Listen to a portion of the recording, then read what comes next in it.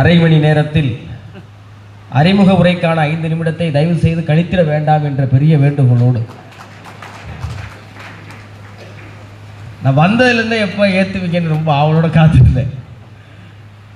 அவர் பேசுறத பார்த்தா இன்னைக்கு ஏற்ற மாட்டீங்களோங்கிற பயம் வந்துருச்சு.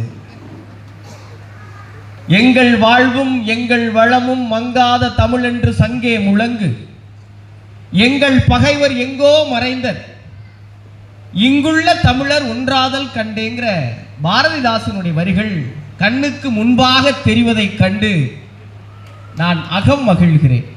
ஒரு திரைப்படம் கூட 3 மணி நேரம்லாம் இல்லை, இப்போ குறைச்சிட்டாங்க. ஆனால் அதுக்கு கூட நடுவில் ஒரு இடைவேளை தேவைப்படுது.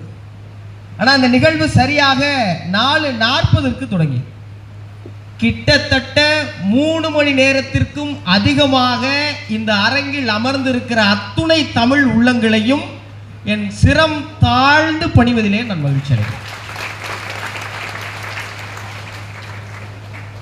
எனக்கு இந்த நிகழ்ச்சி 4 மாசத்துக்கு முன்னாடியே தேதி கொடுத்தாங்க. கௌரி சங்கர் ஐயாவுக்கு ஒரு நல்ல பழக்கம் இருக்கு. 15 நாளைக்கு ஒரு தடவை எனக்கு இந்த நிகழ்ச்சி இருக்குங்கிறத ஞாபகப்படுத்திட்டே இருப்பார். அதுல நிகழ்ச்சி இருக்குன்னு மட்டும் சொல்ல மாட்டாரு. அந்த தலைப்பு நான் தூங்கும் போதெல்லாம் எனக்கு கனவுல வர அளவுக்கு, தம்பி இந்த தலைப்பு நீங்க தயார் பண்ணிடுறா, சரி பெருசா எதிர்பார்க்கிறோம், நிறைய பேர் காத்திருக்கோம். ஒரு 5வது வாட்டி 6வது வாட்டியில் எனக்கு ஒரு சின்ன சந்தேகம் வந்துருச்சு. அண்ணன் சந்தோஷத்தில் சொல்றாரா இல்லை நல்லா பேசிடுவானாங்கிற சந்தேகத்தில் சொல்றாரான்னு தெரியலையே. அப்புறம் வந்ததுக்கு அப்புறம் தான் தெரிஞ்சது அவர் ஒரு பள்ளி ஆசிரியர் அப்படின்னு. அது ரொம்ப மகிழ்ச்சி. ஏன்னா என்னுடைய பள்ளி ஆசிரியர்களை அவர் நிறைய ஞாபகப்படுத்தினார். நான் அவர் மேடைக்கு வந்த உடனே புலமையோட பேசுவாருங்கிற எதிர்பார்ப்பு எனக்கு இருந்தது. ஆனா ஒரு புலியாக மாறி அவர் பேசியதை இன்று அவர் உரையில் கண்டு நெகிழ்ந்தேன்.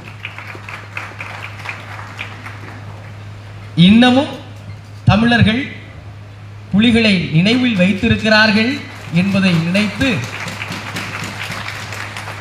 மேலும் மகிழ்ச்சி அடைகிறேன். வசதிகள் தந்த வறுமை அப்படின்னு இந்த தலைப்பு ரொம்ப சுவாரஸ்யமா இருந்தது. எப்படி யோசிச்சாரு, ஏன் எனக்கு யோசிச்சாருலாம் தெரியல. ஆனா அந்த தலைப்பை எப்படி அணுகலாம்னு நிறைய யோசிக்கிறேன். எப்படி அணுகலாம்? வசதிகள் தந்த வறுமை. பணங்காசு பின்னாடி நம்ம ஓடுறதுனால நம்ம எதெல்லாம் இழந்துட்டோங்கிறத பேசுறதா, இல்லை வசதிங்கிறது இன்னைக்கு என்ன ஆயிடுச்சு, நம்ம இந்த அசதியிலிருந்து வெளியே வர்றதுக்காக கொஞ்சம் சௌகரியம் ஆகிறதுக்காக நம்ம ஒரு வாழ்க்கை முறையை பின்பற்றோம்ல, அதுல நம்ம எதெல்லாம் விட்டுட்டோங்கிறத பத்தி பேசுறதா அப்படின்னு யோசிச்சுட்டே இருக்கிறப்போ யுகபாரதியுடைய ஒரு கவிதை ஒன்று வாசிச்சேன். எனக்கு ரொம்ப பிடிச்சிருந்தது. ஊரே வியக்க வீடு, ஒவ்வொரு வேளையும் சுடுசோறு, கை நிறைய பணம், கணக்கில்லாத சொத்து, போய் வர கார், புது புது ஆடை, புகழ்ந்து பேச ஆட்கள், போஸ்டரில் முகம், ஆடம்பர வாழ்க்கை. இப்படி ஆட்படுவதைத்தான் முன்னேற்றம் என்கிறதா இந்த முட்டாள் சமூகம்னு ஒரு கேள்விக்குறி. சொல்லிட்டு யுகபாரதி என்ன சொல்றாரு, மூச்சுக்கு மூச்சு முழங்குகிறார்கள் முன்னேறுவதை பற்றி. எதுவரை, எப்போது வரை என்பதை யாருமே சொல்வதில்லை. முன்னேறுவதை விட முக்கியமானது மனிதனாய் இருப்பதுன்னு அந்த கவிதையை முடிக்கும். இப்ப வசதிகள் தந்த வறுமைங்கிறதை எடுத்து பார்க்கும்போது எங்கோ நாம் மனிதனாய் இருப்பதில் வறுமை ஏற்பட்டு இருக்கிறதோ அப்படிங்கிறது காதோரமா வந்து கேட்டுக்கிட்டே இருக்கு. ஒரு உடையில போட்டிருந்த வசனம் ரொம்ப பிடிச்சிருந்தது. Human being is being human அப்படின்னு போட்டிருந்தாங்க. ரொம்ப அழகா இருந்தது. Human being is being human. மனிதன் என்பது மனிதனாக இருப்பது. கவி அப்துல் ரஹ்மான் இப்படி சொல்லுவார் அவருடைய கவிதையில, மனித வடிவில் பிறந்தவர்கள் சாவதற்குள் மனிதராகுவதற்கான வாய்ப்பு தான் இந்த வாழ்க்கை அப்படின்னு சொல்லுவார். எனக்கு ரொம்ப பிடிச்ச கவிதை. எனக்கு உண்மையிலே உங்களை பார்க்க பார்க்க ஒரு பயம் இருந்துகிட்டே இருக்கு. ஏன்னா தமிழ்நாடே குளிர்ந்து போயிருக்கு. இந்த அறை இன்னும் குளிர்த்துக்கிட்டே இருக்கு, நம்மளை இன்னும் குளுமையில் ஆழ்த்திக்கிட்டே இருக்கு. நீங்களாம் 4 மணி நேரமா உட்காந்துருக்கீங்க. அரை மணி நேரத்தை எப்படி நான் இன்னும் நல்லா பயன்படுத்திக்கிறதுங்கிறது மண்டையில் ஓடிட்டே இருக்கு. எதுலெல்லாம் வறுமைனா பெரிய பட்டியல். உங்களுக்குள்ள கேட்டாலே, நான் கீழே இறங்கி வந்தாலே எல்லாரும் ஒரு பதில் வச்சிருப்பீங்கல்ல. எதெல்லாம் வறுமையாகி போச்சு. உடல் ஆரோக்கியத்தில் பெருமை வரும். வசதி வாய்ப்பா இல்லாத காலத்தில் திரகாத்திரமா இருந்தோம். இன்னைக்கு உடல் ஆரோக்கியத்தில் ஒரு பெரிய இழுக்கு வந்துருச்சு. வேற ரசனையில் ஒரு பெரிய இழுக்கு வந்துருச்சு. வேற காதல்ல ஒரு பெரிய தொய்வு வந்துருச்சு. வேற மனுஷன் நம்புறதுல ஒரு பெரிய பிரச்சனை வந்துருச்சா வரல. யாரை பார்த்தாலும் பயமா இருக்கு, எதை பார்த்தாலும் பயமா இருக்கு, யாரை நம்புறதுன்னு தெரியல. ஒரு பெரிய உளவியல் ஆய்வு சொல்லுது, மனிதர்கள் இப்போதெல்லாம் மனிதர்களை நம்புவதை விட்டுவிட்டு பிராணிகளின் பின்னால் போக ஆரம்பித்து விட்டார்கள். தென்கட்சி கோ சுவாமிநாதன் அவர் கதை சொல்வார். ஒரு மாற்றுத்திறனாளி, அவர் பக்கத்தில் ஒரு நாய் வச்சிருந்திருக்கார். அந்த நாயும் ஒரு மாற்றுத்திறனாளி. இப்போ வந்தவங்க கேட்டிருக்காங்க, ஐயா நீங்கள் மாற்றுத்திறனாளி சரி, உங்கள் பாதுகாப்புக்கு ஒரு நாய் வச்சுருக்கீங்களே, அதுவும் மாற்றுத்திறனாளியாக வச்சுருக்கீங்களே, ஏன் பிரச்சனைன்னு வரப்போ விட்டுட்டு ஓடிடக்கூடாதுல்ல அப்படின்னா அவர். இந்த ஒரு சிக்கல் இருக்குல்ல. இன்னைக்கு வசதி வாய்ப்புகள் வந்த பிறகு சிசிடிவி வைக்கிறோம், பூட்டு போடுறோம், லாக்கர்ல பதுக்கிறோம், என்ன செஞ்சாலும் தூங்கும்போது ஒரு நிம்மதி இல்லையே தம்பி அப்படிங்கிற வார்த்தை எங்கிருந்தோ வந்துருது இல்லை. இந்த வசதிகள் தந்த வறுமைங்கிறது எங்க இருந்து ஐயா சொன்னாங்க. ரொம்ப முக்கியமான விஷயம் ஐயா சொன்னது. நான் விழுப்புரத்துடைய நாடாளுமன்ற உறுப்பினர் ரவிக்குமார் அவர்களை நேர்காணல் செய்கிறேன். அவர் சொன்ன ஒரு வார்த்தை ரொம்ப ஆதங்கப்பட்டு சொன்னார், நான் மக்களை அரசியல் படுத்த வேண்டும் தம்பி அப்படின்னாரு. ஏன் சுத்தமாகவே அரசியல் பற்றின அறிவு கொஞ்சமும் இல்லாமல் இருக்கிறாங்க அப்படின்னு ரொம்ப வருத்தப்பட்டார். இப்போ நீங்கள் பார்க்கணும், இன்னைக்கு அண்ணன் சரவண கார்த்திகேயன் அவர்களுக்கு ஒரு பெரிய வாழ்த்து. நீங்கள் எல்லாரும் நல்ல அரங்கம் நிறைந்த கைதட்டில் கொடுக்கணும். ஒரு எம்என்சி கம்பெனியில் வேலை செய்கிறார், ஒரு பல்நாட்டு நிறுவனத்தில் வேலை செஞ்சுட்டு 1000 பக்கம் உடைய ஒரு நாவலை எழுதி அதற்கான விருது கிடைக்க போகிறது என்பது தெரிந்த பிறகு வாங்குறதுக்குள்ள இன்னொரு நாவலை எழுதி முடிச்சிருக்காரு. எத்தனை பேருக்கு சாத்தியம்? இன்னைக்கு ஏன் அறிவின்னு மாதிரிதான் அண்ணனை கூப்பிட்டு நான் போற மேடையில் அவர் விருது வாங்கிட்டே இருக்காரு, நான் அவரை வாழ்த்துக்கிட்டே இருக்கேன். என்னைக்கு இது மாதிரி நடக்கும் போது எனக்கும் தெரியல, நம்பிக்கை நம்புவோம். ஏன் அப்படிதான் இன்னைக்கு படைப்பாளிகள் மத்தியிலேயே பெரிய தொய்வு.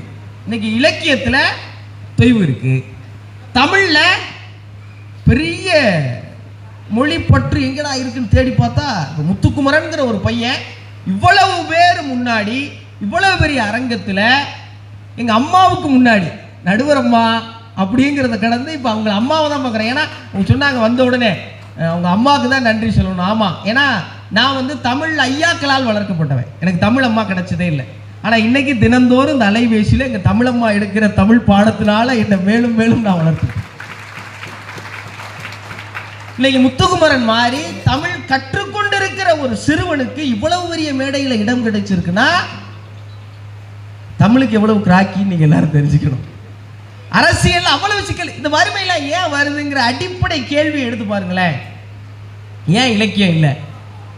அண்ணன் சொன்னார் ஒரு வார்த்தை, இலக்கியம் படித்தவர்களுக்கு இங்கே எந்த இலாக்காவும் பெருசாக ஒதுக்கப்படுவதில்லை, தமிழ் படித்தவர்களுக்கு யாரும் தட்டு நிறையாக பணம் வைத்து தாரை வார்ப்பதில்லை, அரசியலில் போகலாம் என்றால் அதிலே எந்த லாபமும் இல்லை, அதனால் அரசியல் ஒரு சாக்கடை, தமிழ் வருமானம் வராத துறை, இலக்கியம் இப்போது நமக்கு தேவையில்லை என்று எது பொருளாதாரத்தை தருமோ அதன் பின்பாக ஒரு தலைமுறையே ஓடியதால் இந்த வறுமை நம்மளை பிடித்து இழுத்து கொண்டிருக்கு. உண்மையா பொய்யா?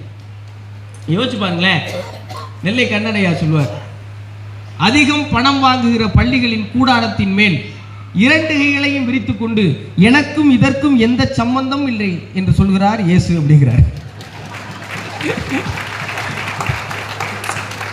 நம்ம ஊர்ல பள்ளிக்கூடம் வச்சுட்டு நம்ம பிள்ளைகள்கிட்ட ஃபீஸ் வாங்கிட்டு நம்ம ஆட்களையே வேலைக்கு கூப்பிட்டுட்டு நம்ம மொழி பேசுறா ஃபைனுங்கிறாங்களே.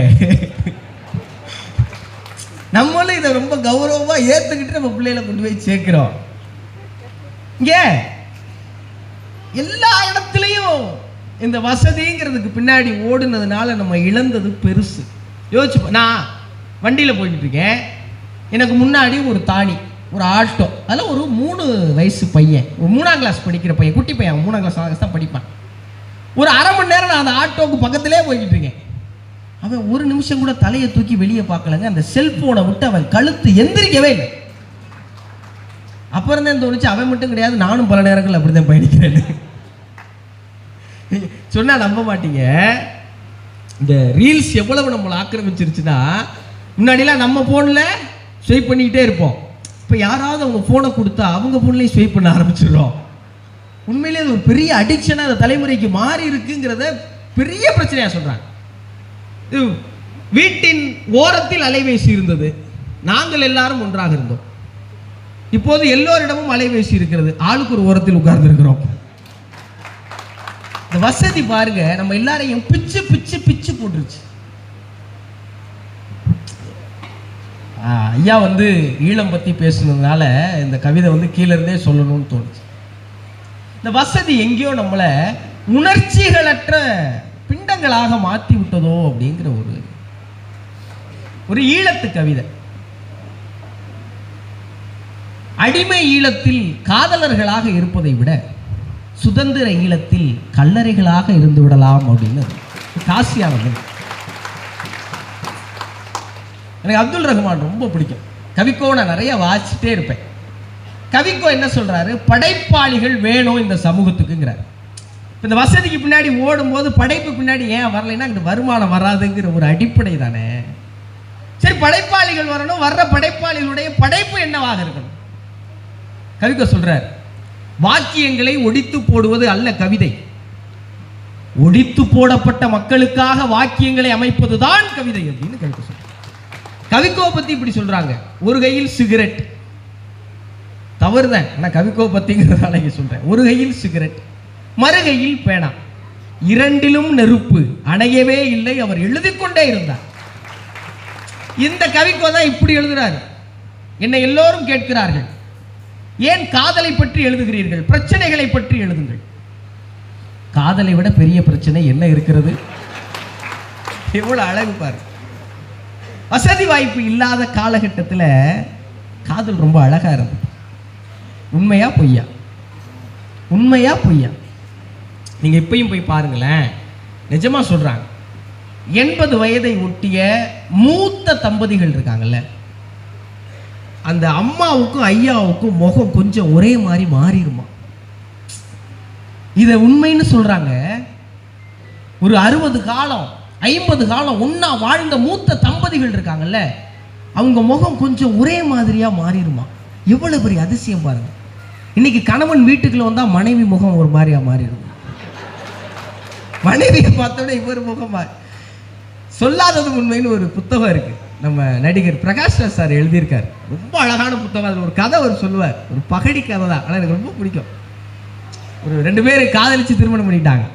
ஒரு 3 ஆண்டு கால காதல்னு வைங்களேன். திருமணம் முடிஞ்ச 6 மாசத்துல பெரிய சண்டை, 2 பேருக்கு பெரிய மனஸ்தாபம், ஒருத்தருக்கு ஒருத்தர் பிடிக்கவே இல்லை. உச்சகட்டத்துக்கு போயிட்டாங்க. அவன் செத்துட்டா தேவையில்லைன்னு அவன் நினைக்கிறான், அவன் செத்துட்டா தேவையில்லைன்னு அவன் நினைக்கிறான். இப்போ ஒரு நாள் அந்த கணவனுக்கு அலைபேசி வருது, நீங்க இன்னார் வீட்டுக்காரன், ஆமா, ஒரு விபத்துல உங்க மனைவி இறந்துட்டாங்க. உனக்கு ஒன்றும் புரியல, இப்போ நான் என்ன செய்யறது?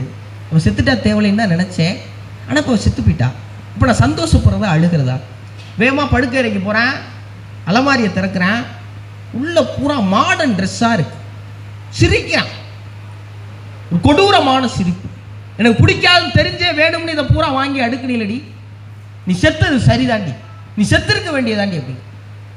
அப்படியே அடுக்கலைக்குள்ள போறான், குளிர்சாதன பெட்டி ஃப்ரிட்ஜை திறக்கிறான், ஒரு டிஃபன் பாக்ஸ் திறந்து பார்த்தா உள்ள இவனுக்கு பிடிச்ச இட்லி உப்புமா செஞ்சு வச்சு. அவன் அறியாம கண்ணுல இருந்து தாரதாரையா தண்ணி ஊத்து, அழறான், ஐயோ என்னை மன்னிச்சிருமா, நான் உனக்கு எவ்வளவு திட்டிருப்பேன், உன்னை எவ்வளவு மோசமா பேசியிருப்பேன், உன்னை எவ்வளவு கீழ்த்தரமா நடத்திருப்பேன், ஆனா சாகுறதுக்கு முன்னாடி கூட எனக்கு பிடிச்ச இட்லி உப்புமா செஞ்சு வச்சுட்டு செத்து போயிருக்கேடி.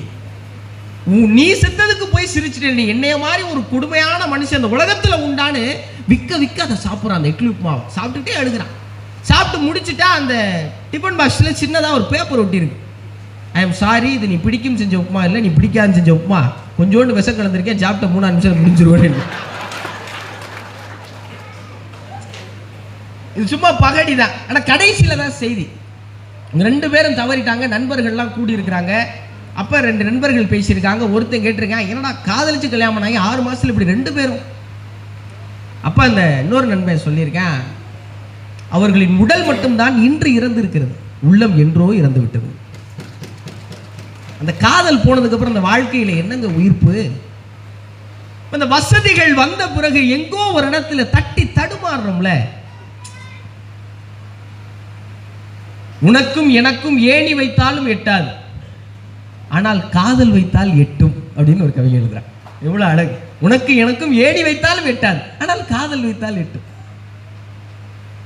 என் உலகத்தை அழகான பொருட்கள் கொண்டு நிரப்ப எண்ணினேன், முதலில் உன்னை வைத்தேன், அவ்வளவுதான் நிரம்பி விட்டது என் உலகம் அப்படின்னு ஒரு கவிதை.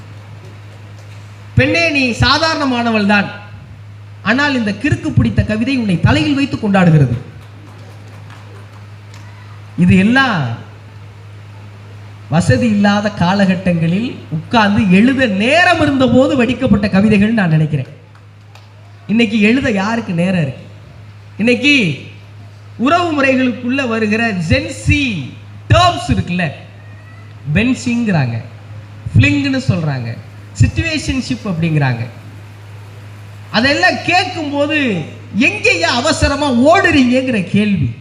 எங்க ஓடுறீங்க? இல்லைங்க, இன்னைக்கு இங்க, நாளைக்கு இங்க, நாளைக்கு, நாளை மறுநாள், அதுக்கு அடுத்த நாள், எங்கேயோ அவசரமா ஓடுகிற ஒரு வேகம் வந்துருச்சுல. இது நம்ம வாழ்க்கையின் நிதானத்தை குலைத்து விட்டதோ? நிதானமா இருக்கிறதுல ஒரு பெரிய வறுமை வந்துருச்சோ அப்படிங்கிற கேள்வியை எழுப்பிக்கிட்டே இருக்கு. இந்த உணர்வு அற்ற ஆட்களாக ஆகிவிட்டோமோ அப்படிங்கிற கேள்வி. ரொம்ப வருஷம் முன்னாடி நான் படித்தேன். ஐயா வைரமுத்து அவர்களுடைய வைரமுத்து சிறுகதைகள் ஒரு புத்தகம். வாய்ப்பு இருந்தால் வாசிங்க, எனக்கு நேரம் இல்லை அதை சொல்றதுக்கு. தொலைதூர உறவுன்னு ஒரு கதை இருக்கு. ரொம்ப வருஷத்துக்கு முன்னாடியே இன்னைக்கு எப்படி உறவு முறைகள் மாறிடுங்கிறத அவர் வடிச்சு வச்சிருந்தார். அவரோட முதலாய் அம்மாவுக்குங்கிற ஒரு கவிதை நீங்க எல்லாரும் வீட்டுக்கு போயிட்டு அவர் குரல்லையும் ஒரு தடவை கேளுங்க. அதுல இருக்கிற 2-3 பத்தி மட்டும் நான் சொல்றேன். அதுல அவர் எழுதுறாரு, கண்ணு காது மூக்கோட கருப்பா ஒரு பிண்டம் இடப்பக்கம் கிடக்கையில என்னென்ன நினைச்சிருப்பேன். கண்ணு காது மூக்கோட கருப்பா ஒரு பிண்டம் இடப்பக்கம் கிடக்கையில என்னென்ன நினைச்சிருப்பேன். கத்தி எடுப்பவனோ, களவாட பிறந்தவனோ, ஊரையாள வந்திருக்கும் தாசில்தாரி வந்தானோ, இந்த விவரங்கள் ஏதொன்னும் தெரியாம நெஞ்சூட்டி வளர்த்த உன்ன நினைச்சா அழுக வரும்னு அதை வாசிக்கும் போதே அழுக வரும். இன்னைக்கு அம்மா செல்போன் தரமாட்டேங்கிறான்னு கழுத்துல கத்திரிக்கோளால் குத்திய தமிழ் மாணவனை படிக்கிற போது நெஞ்சு பதபதைக்குதா இல்லை? சீலராமசாமி சார் சொல்லுவாரு, குழம்பு வைக்க காசு இல்லாத நாட்களில் நாமும் ஒரு நாள் நல்லா இருப்போண்டா என்ற நம்பிக்கையை சோற்றில் ஊட்டி வளர்த்தால் என் தாய் அப்படின்னு சீலராமசாமி சார் சொன்னார். இன்னைக்கு சோத்துல நம்பிக்கையே இல்லை. நல்லா வச்ச குழம்பையே ஊற்றுறதுக்கு பெற்றோர்களுக்கு நேரம் இருக்கா? பிள்ளைகளுக்காக வாழுகிற பெற்றோர்கள் தான் இன்னைக்கு, மாற்றமே இல்லை. பிள்ளைகளுக்காக வாழுகிற பெற்றோர்கள் தான். ஆனா பிள்ளைகளோடு வாழுகிற பெற்றோர்கள் காணாம போயிட்டாங்களே. பிள்ளைகளோடு வாழுகிற பெற்றோர்கள் காணாம போயிட்டாங்களா? ஏன்? மெஹராஜ் இஸ்மாயில்ங்கிற ஒரு கவிஞன் எழுதின கவிதை இது. இறந்து போன அம்மா கனவில் வந்ததாக சொல்லி அண்ணன் வீட்டிற்கு வந்தான். இருவரும் அடிக்கடி வரட்டும் அப்படின்னு அந்த கவிதை. அம்மா கனவுல வந்தாடான்னு சொல்லி அண்ணன் வீட்டுக்கு வந்தானா. 2 பேரும் அடிக்கடி வரட்டும் அப்படின்னு அந்த கவிதை. இன்னைக்கு அண்ணன் தம்பியை பார்ப்பதற்கும் தம்பி அண்ணனை பார்ப்பதற்கும் யாருக்கு நேரம் இருக்கிறது? வசதி வாசற்படியிலே நின்று அழைக்கிறதா இல்லையா? இல்லை, அன்னைக்கு அங்கே போகணும்டா, இன்னைக்கு இங்கே அண்ணே வீட்டில் விசேஷம், சரிடா ஜிபேல மொய் அனுப்பிடுறேங்கிறார்ல. இன்னைக்கு வந்துருச்சு எல்இடி ஸ்கிரீன் போட்டு கல்யாண நிகழ்வுகளை நடத்துகிற அவசர உலகத்துக்கு. கல்யாணம் ஏதோ காரணத்தினால வர முடியல, ஏன் அதை தள்ளி போட்டு மீண்டும் உறவுகளை கூட்ட முடியல? எல்லாரும் பிஸியா இருக்கும். எப்படி இருக்கும்? எல்லாரும் பிஸியா இருக்கும். இந்த பிஸியான வாழ்க்கையில என்னத்தை கண்டம்ங்கிற கேள்வி இருக்குல்ல, இந்த பிஸியான வாழ்க்கையில என்னத்தை கண்டம்ங்கிறது ஒரு நகைச்சுவையான கவிதை தான். மறுபடி பிரசிடென்டின் நாய் செத்து போனது. ஊரே வந்து நின்றது. எப்படி பிரசிடென்டின் நாய் செத்து போனது ஊரே வந்து நின்றது. பிரசிடென்ட் செத்து போனார், ஒரு நாயும் வரவில்லை. எவ்வளவு யதார்த்தம் இது. நீங்க என்ன மாதிரியான வாழ்க்கையை வாழ்ந்திருக்கீங்கிற கேள்வி ரொம்ப முக்கியம். அதான் சொல்லுவாங்க, ஒரு கேதகார வீட்டில் ஒரு மனுஷன் எப்படி வாழ்ந்தாருங்கிறத ரெண்டே வாக்கியம் தான். ஒன்று இப்படி சொல்லுவாங்களாம், நல்ல மனுஷன் போயிட்டாருப்பா, இல்லைன்னு வைங்களேன் நல்ல வேலை போயிட்டாருப்பா. நீங்கள் வாழ்ந்து முடித்த இந்த அவசர வசதிகரமான வசதிகளை தேடி ஓடிய பணக்கட்டுகளை குவித்த நகை நட்டுகளை சேர்த்த வாழ்க்கை என்னவாக போய் சேர்ந்திருக்கு? சுயசிவம் இந்த கதை சொல்லுவாங்க, ரொம்ப பிடிக்கும். ஒரு பெரியவர் என்ன பண்ணாரா, நிறைய காசு பணம் சேர்த்து வச்சிருந்தாராம். ஒரு ரூபா கூட வெளியே விட மாட்டாராம். அவர் என்ன பண்ணுவாரா, அந்த வெத்தலை பெட்டியிலேருந்து காஞ்சி போன வெத்தலை எடுத்து சாப்பிடுவாராம். இப்போ இந்த காஞ்சி போன வெத்தலை எடுத்து சாப்பிட்டா நல்ல வெத்தலை நாளைக்கு என்ன ஆயிடும், மறுபடியும் காஞ்சி போயிடும். இப்போ இந்த காஞ்ச வெத்தலை எடுத்தால் மறுபடியும் நல்ல வெத்தலை ஆயிடும். இப்படியும் சாப்பிட்டுட்டே இருந்து அந்த காஞ்ச வெத்தலையை தூக்கி போட்டால் மறுநாள்லேருந்து நல்ல வெத்தலை சாப்பிடலாம். ஆனால் அந்த மனுஷன் செய்யலை, காஞ்ச வெத்தலையாக சாப்பிட்ருக்காரு. ஒரு நாள் தவறிட்டாரு, வீட்டில் இந்த காரியம்லாம் பண்ணுறாங்க. இப்போ அப்பாவுக்கு வெத்தலை பிடிக்குன்னு வெத்தலை வாங்கியாந்து வச்சுருக்காங்க. மயம் வந்து கசைக்குது, எங்கள் அப்பா காஞ்ச வெத்தலை தான் பிடிக்கும், அதுவே வைக்கனாராம். செத்து அந்த ஆளுக்கு நல்ல வெத்தலை கிடைக்கல. ஐயா சொல்லுவாங்க, நீங்கள் எதை அனுபவித்தீர்களோ அதுதான் உங்கள் சொத்து. இந்த வார்த்தையை நல்லா குறித்து வச்சுக்கோ.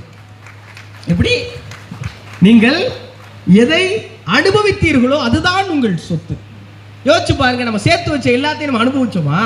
அப்துல் கலாம் சொல்லுவார், உங்கள் குழந்தைகள் ஊனமாக இருந்தால் சொத்து சேர்த்து வையுங்கள், சொத்து சேர்த்து வைத்து உங்கள் குழந்தைகளை ஊனமாக்கி விடாதீர்கள். அப்படி எவ்வளவு எவ்வளவு எவ்வளவு அழுத்தமான வார்த்தை. மறுபடியும் கவிக்கோவை எடுத்துட்டு வரேன்.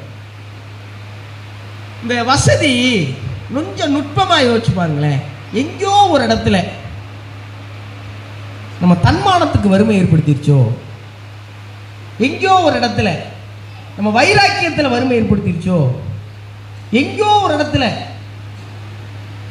இடத்துல யாரும் பார்க்காத இடத்துல கொஞ்சம் நம்ம மான ரோசத்தெல்லாம் இழக்க வேண்டிய சூழலுக்கு உட்படுத்திருச்சோ. கவிக்கோ இப்படி ஒரு கவிதை எழுதுறாரு. என்ன சொல்றாரு? இறைவா, கடவுள்கிட்ட போறார், இறைவா உன்னிடம் கூட பிச்சை கேட்காதவனாக என்னை ஆக்குங்கிறார். எவ்வளவு பெரிய வைராக்கி, எவ்வளவு பெரிய தன்மான். யார்ட்டையுமே உன்கிட்ட கூட நம்ம பிச்சை கூடாது, அப்படியான ஆக்குனே அப்படின்னு கேட்கிறாரு. ஏன் நம்ம எங்கேயோ போய் யார்கிட்ட இறைஞ்சி நிற்கிறோம்? ஏன் எங்கேயோ போய் யார்கிட்ட? இன்னொரு கவிதை கவிக்கோட தான், யார் யார் வாழ்க்கையோ வாழ்ந்து கொண்டு இருக்கிறேன், என் வாழ்க்கையை விட்டு விட்டு. எப்படி? அவன் கார்ல போயிட்டானே, நம்ம எப்போ கார் வாங்குறது? அவன் பங்களா பிடிச்சிட்டானே, நம்ம எப்போ பிடிக்கிறது? அவன் கழுத்துல அது கிடக்கு, இவன் காதுல இது கிடக்கு. யார் யார் வாழ்க்கையோ வாழ்ந்து கொண்டு இருக்கிறோம், என் வாழ்க்கையை விட்டு விட்டு. விக்ரமாதித்யன் கேட்கிறார், 8 மணி நேரம் தூங்க வேண்டும், 8 மணி நேரம் வேலை செய்ய வேண்டும், 8 மணி நேரம் பொழுதுபோக்க வேண்டும், எத்தனை மணி நேரம் வாழ வேண்டும் அப்படின்னு கேட்கிறார். எவ்வளவு நியாயமான கேள்வி. அங்க ஓடுறோம், இங்க ஓடுறோம், அதை பண்றோம், இதை பண்றோம், அதை செய்யறோம். வாழ்க்கைன்னு ஒண்ணு இருக்கே, அது வாழ்க்கை. இன்னைக்கு முதல்ல யுகபாரதி சொன்னதை மறுபடியும் கொண்டு வரேன். முன்னேறுவது முக்கியம்தான், ஆனா மனிதனா இருப்பது நல்லவன் அப்படிங்கிற வார்த்தையை கடைசியா எப்ப கேள்விப்பட்டோம் யோசிச்சு பாருங்க. வல்லவனா இருக்கணும்டாங்கிற வார்த்தை இன்னைக்கு காதுக்குள்ள வந்து சேர்ந்துருச்சு. நல்லவனா இருக்கிறங்கிற வார்த்தையை கடைசியா நம்ம பிள்ளைகளுக்கு எப்போ சொல்லி கொடுத்தோம்? இல்லை நமக்கு யாராவது எப்படியா சொல்லி கேள்விப்பட்டோமா? நல்லவனாவே இந்த சமூகத்துக்கு தேவையில்லாத ஆளு தூக்கி ஒதுக்கி வச்சிட்டோம்ல. உண்மையா பொய்யா? நல்லவனா இப்ப யாருன்னு மனசுக்குள்ள இருக்கு தெரியுமா? அவன் எவ்வளவு அடிச்சாலும் தாங்குவான், அவன் ரொம்ப நல்லவேன்னு சொல்லிட்டாங்கப்பா, வந்து சேர்ந்துருச்சுல. ஏன் சின்ன ஒரு ஊர்ல ஒரு பையன் MBA முடிச்சுட்டு வந்தாலும் அவங்க அப்பா சொன்னாரா, இந்த அவர் தாண்டா பெரிய பிஸ்னஸ் மேன் நம்ம ஊர்ல, அவர்கிட்ட போ, உன்னை எப்படி பெரிய ஆளாருன்னு ஒரு சொல்லி கொடுப்பாரு. இவன் போய், ஐயா அது மாதிரி நான் MBA முடிச்சிருக்கேன், நானும் உங்களை போல பெரிய பணக்காரன் ஆகணும்னு விரும்புகிறேன், எனக்கு சில யோசனைகள் சொல்லுங்கன்னொடனே அவர் சொல்லியிருக்காரு. சரி தம்பி நான் சொல்கிறேன், ஒரு 4 விஷயம் சொல்கிறேன், அதை குறித்து வச்சுக்க, நீ பெரிய ஆளாயிடலாம். இன்னைக்கு இந்தியாவில் பெரிய பிஸ்னஸ் டைரி பிஸ்னஸ், பால் வியாபாரம். முதல் விஷயம், காலையில் 5 மணிக்கு பால் கறந்தீங்கன்னா சாயங்காலம் 5 மணிக்கு பால் கறக்கணும். பஞ்சுவாலிட்டி பிஸ்னஸில் ரொம்ப முக்கியம். சரிங்க குறிச்சிட்டான். ரெண்டாவது, மாடு என்ன சாப்பிடுங்கிறதுல அதீத கவனம் வேணும், அப்பதான் பால் தரமா இருக்கும். சரிங்கய்யா. மூணாவது, 1 மடங்கு பால்ல 1/4 மடங்கு தண்ணி ஊற்றணும். அதை விட கூடுனாலும் தப்பு, குறைஞ்சாலும் தப்பு. சரிங்கய்யா. இதுதான் ரொம்ப முக்கியம். கடைசி 4வது விஷயம், இதில் தப்பு பண்ணிட்டீங்கன்னா மாட்டிக்கிடுவேன். சொல்லுங்க, நீ பால் கறக்கும் போது எக்காரணத்தை கொண்டு மாட்டுக்காரன் அதை பார்த்துடக்கூடாதுன்னு இருக்கார். அந்த ஆள் அப்படித்தான் பண்ணிருக்கான். இந்த நல்லவ யாருன்னு கண்டுபிடிக்கிறதே பெரிய சூட்சமா. ஒரு ஊர்ல பெரிய மழை அடிச்சு பேஞ்சிருக்கு, ஓயாத மழை, பெருமழை. ஊர் பெரியவர் ஒருத்தர் கூப்பிட்டு சொல்லியிருக்காரு, நம்ம ஊர்ல எவ்வளோ பாவம் செஞ்சவன் இருக்கேன், அவனை கண்டுபிடிச்சா எல்லாரும் தப்பிச்சுக்கலாம், இல்லை எல்லாருக்கும் பிரச்சனை அப்படின்னு சொல்லி எல்லாரும் இந்த மாதிரி மண்டபத்தில் கூப்பிட்டுருக்காங்க. கூட்டி 150 பேர், சின்ன கிராமம், தூரத்தில் ஒரு பனைமரம் தெரியுதுல, ஒவ்வொரு ஆளாக போய் தொட்டு வரணும்.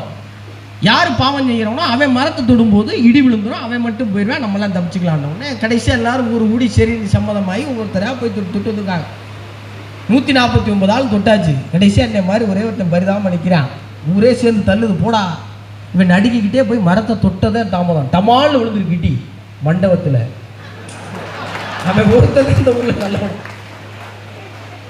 இப்படி நல்லவர்கள் யாருங்கிற கேள்வி இருக்குல்ல, அந்த கேள்விக்கான பதிலை தேடுறத எப்பயோ தொலைச்சிட்டோம். இந்த ஒன்றும் இல்லைங்க, இந்த வசதி என்னவான மனிதர்களை தொலைச்சிருக்கு தெரியுமா? சமூக அக்கறை கொண்ட மனிதர்களை தொலைத்திருக்கிறது. எப்படி எல்லாம் யோசிச்சு பாருங்க. யாரோ ஒரு பெரிய மனிதர் இங்க இந்த அரங்கத்தில் இருக்கலாம், இந்த நிகழ்ச்சியை நடத்துறதா இருக்கலாம்,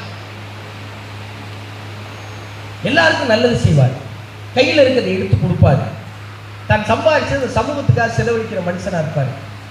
அவங்க வீட்டில் போய் அவருக்கு பேர் தெரியுமா?